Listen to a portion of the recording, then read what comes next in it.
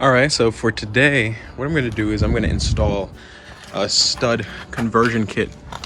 So this, with the current setup, it uses these lug bolts.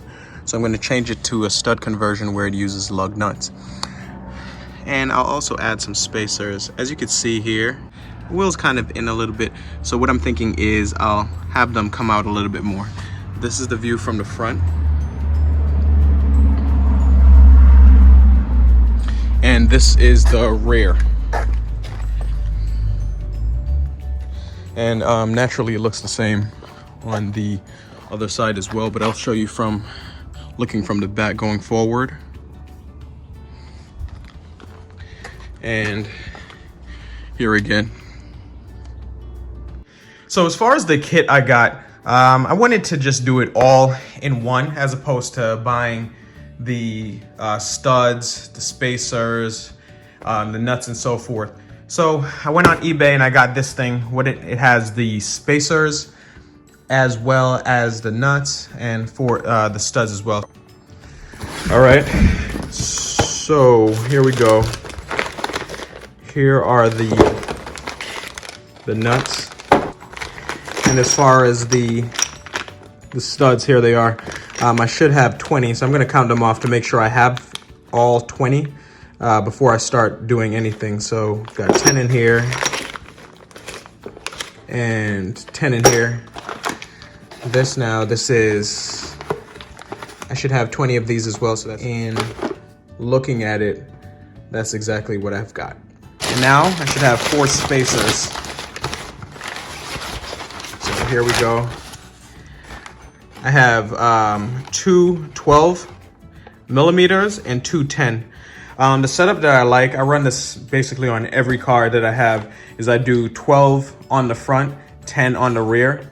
I'm not gonna change anything here. I'm gonna do the same thing. So I'm gonna do 12 millimeters on the front, 10 on the rear. Also, the nice thing is it has it written here. It's pretty obvious which ones are the 12. They are a little bit thicker, but it has it written here to confirm things. So I'm gonna get right to it. All right, so besides the equipment, what we'll need tool-wise is breaker bar.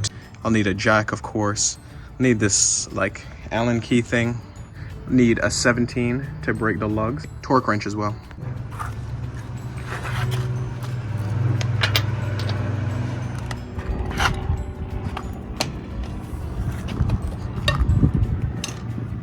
And as far as this one, I'm only doing one side at a time, so I'm just gonna use the smaller jack.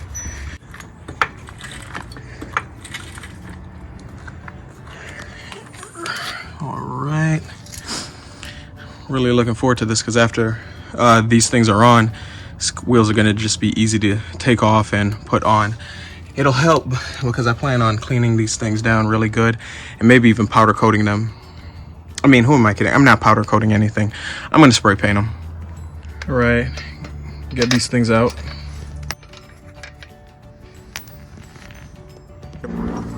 So as far as the studs are concerned, I mean, you load them up here, put a little bit of Loctite.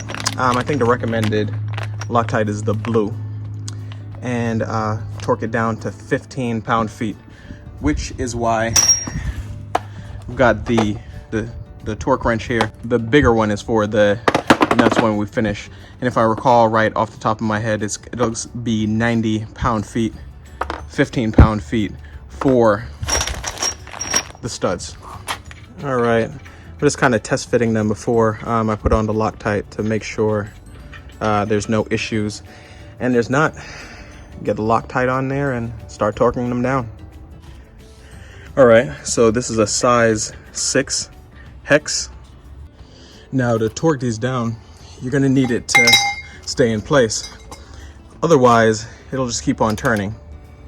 So what I like to do is to use part of the jack, the handle essentially, and use it to press the front brake.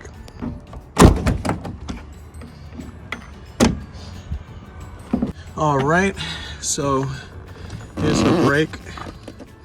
And what I'll do is I'll move the seat all the way up so that it's pressing on the brake so the wheel doesn't move.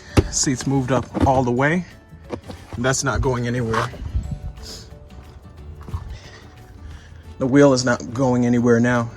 So now I could torque things down as I need to.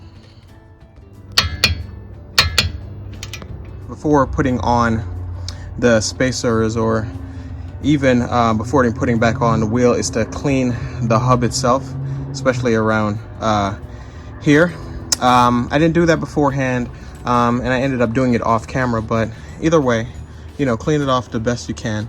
A wire wheel is really excellent for it, but essentially what you want is you want a very clean mating surface so that you don't have any vibration or movement once the car gets at speed. All right, so I'm going to use my trusted 12 millimeters on the front.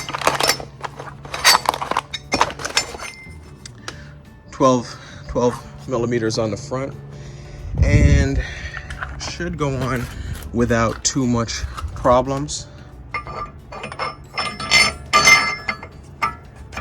Yeah, that's exactly what you want. You want it to fit on nice and flush, have a nice mating surface.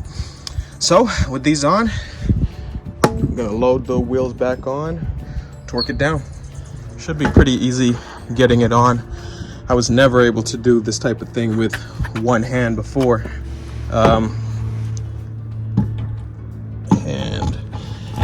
And now I can. So now I'm gonna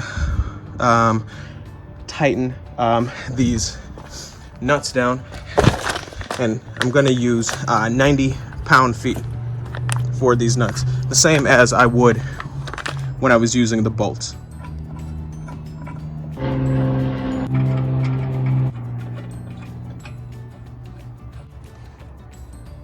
All right, it's back on the ground, and here's how the front is sitting now.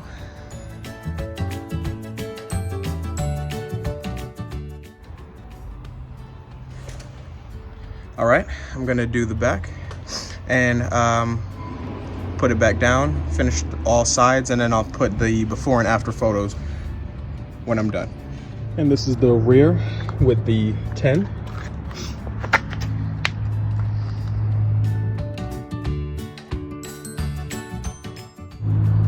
So this is from the front looking forward on the back.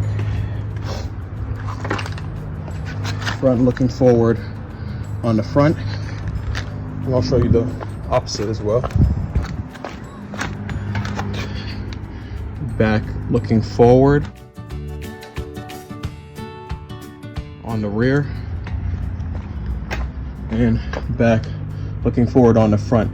Now the front is slightly turned to the left, and I'll have to see if there's any rubbing, because once I do drive the car, there should be a little bit more lowering. In fact, I know there'll be more lowering because the car does not sit that high. And here it is after it's settled.